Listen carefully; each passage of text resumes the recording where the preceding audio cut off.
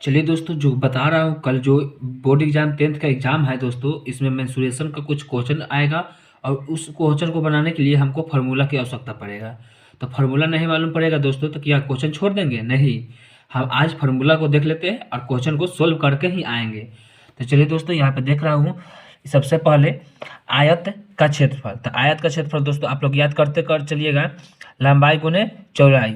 इसको इंग्लिश में बोले तो एल गुने बी, ठीक है। और आगे बोलूँगा दोस्तों, आयत का परिमाप। आयत का परिमाप, तो आयत का परिमाप इज इक्वल टू होगा दोस्तों कितना? 2 गुने लंब प्लस चौड़ाई, 2 गुने लंबाई प्लस चौड़ाई, आयत का परिमाप, ठीक है। अगर आयत का विकर्ण, विकर्ण बोलो को, विकर्ण को डी बोलते हैं, तो विकर्ण क्या होगा? रूट अंडर लंब का स्क्वायर प्लस चौड़ाई का स्क्वायर। अगर लंबाई निकालूंगा दोस्तों, अगर लंबाई इक्वल टू तो क्षेत्रफल बटा चौड़ाई, क्षेत्रफल बटा चौड़ाई, ए से एरिया और बी से बेस, ठीक है दोस्तों। यहाँ तक तो आप लोग को क्लियर हो चुका होगा। फिर से मैं बता दूं, आयत का क्षेत्रफल इक्वल टू लंबाई गुने चौड़ाई, आयत का परिमाप इक्वल टू 2 गुने लंबाई प्लस चौड़ाई, आयत का विकर्ण इक्वल टू रूट अंडर लंब का स्क्वायर प्लस चौड़ाई का स्क्वायर। अगर लंबाई का बात की जाए तो दोस्तों क्षेत्रफल बटा चौड़ाई। अगर बात करें फिर आगे, कमरे के चारों दीवारों का क्षेत्रफल, कमरे एक जैसे रूम हो गया, उसके चारों दीवार का क्षेत्रफल निकालना होगा तो कैसे निकालूंगा? तो 2 गुने लंबाई प्लस चौड़ाई गुने ऊंचाई, ऐसे कमरे का क्षेत्रफल निकाल लेंगे, ठीक है। आगे हम बात करेंगे दोस्तों यहाँ पे, तो वर्ग का क्षेत्रफल, तो वर्ग का क्षेत्रफल भुजा स्क्वायर, वर्ग का क्षेत्रफल भुजा स्क्वायर, ठीक है।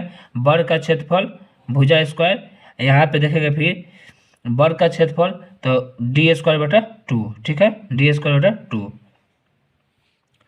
वर्ग का परिमिति, वर्ग का परिमिति इक्वल टू 4 गुने भुजा, 4 गुने भुजा, ठीक है दोस्तों। आप लोग याद करते चलिएगा, वर्ग का परिमिति 4 गुने भुजा, वर्ग की भुजा इक्वल टू रूट अंडर क्षेत्रफल, रूट अंडर क्षेत्रफल, वर्ग की भुजा इक्वल टू रूट अंडर क्षेत्रफल। वर्ग का विकर्ण इक्वल टू रूट अंडर 2 गुने भुजा का स्क्वायर, रूट अंडर 2 गुने भुजा का स्क्वायर, या रूट 2 भुजा, रूट 2 भुजा, इसका ये भी हो सकता है, ठीक है। आगे देखूंगा दोस्तों, तो वर्ग का विकर्ण, तो वर्ग का विकर्ण होगा 2 रूट अंडर 2 गुने क्षेत्रफल, रूट अंडर 2 गुने क्षेत्रफल, ठीक है। आगे देखूंगा दोस्तों, त्रिभुज का क्षेत्रफल, तो त्रिभुज का क्षेत्रफल होता है दोस्तों 1/2 गुने आधार गुने ऊंचाई, 1/2 गुने आधार गुने ऊंचाई। त्रिभुज का परिमाप, त्रिभुज का परिमाप होगा दोस्तों तीनों भुजाओं का योगफल, तीनों भुजाओं का योगफल, यानी ए प्लस बी प्लस सी, ठीक है। यहाँ पे त्रिभुज का क्षेत्रफल अगर बात करेंगे दोस्तों, एक और सूत्र होता है, ये एडवांस लेवल में हो जाता है, रूट अंडर ए से into S minus A into S minus B into S minus C, ये एडवांस में हो जाता है, ठीक है। तो ये नहीं, आप लोग याद नहीं कीजिएगा क्योंकि ये कंपटीशन लेवल से आ जाता है दोस्तों। समबाहु त्रिभुज का क्षेत्रफल, तो समबाहु त्रिभुज का क्षेत्रफल होगा रूट अंडर 3/4 गुने भुजा स्क्वायर, 3/4 गुने भुजा स्क्वायर, समबाहु त्रिभुज का क्षेत्रफल होगा। समबाहु त्रिभुज का परिमाप का बात करूंगा दोस्तों, तो 3 गुने भुजा, 3 गुने भुजाई, आप लोग याद कर दीजिएगा। समबाहु त्रिभुज का परिमाप, परिमाप तो 3 गुने भुजा, 3 गुने भुजा।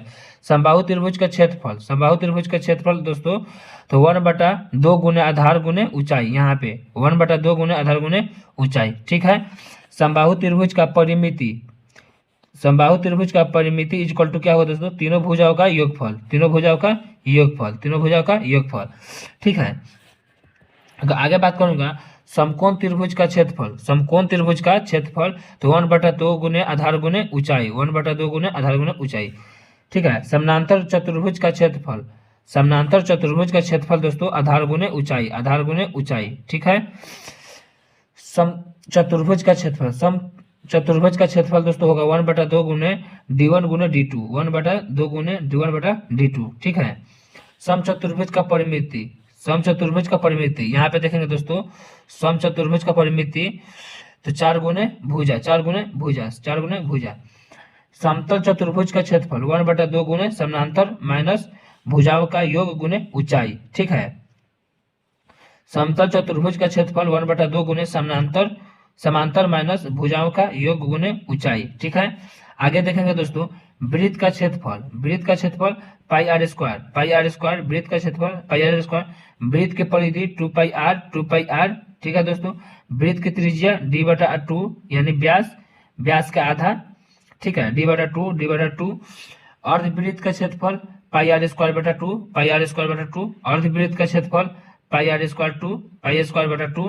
ठीक है दोस्तों, आगे का देखूंगा दोस्तों, यहाँ पे अर्धवृत्त का परिधि तो r इंटू पाई प्लस 2। ठीक है, अगर आगे बढ़ूंगा तो 36/7 गुने त्रिज्या, 36/7 गुने त्रिज्या। चतुर्थांश का क्षेत्रफल तो पाई आर स्क्वायर बटा 4 पाई आर स्क्वायर बटा 4, चतुर्थांश का क्षेत्रफल पाई आर स्क्वायर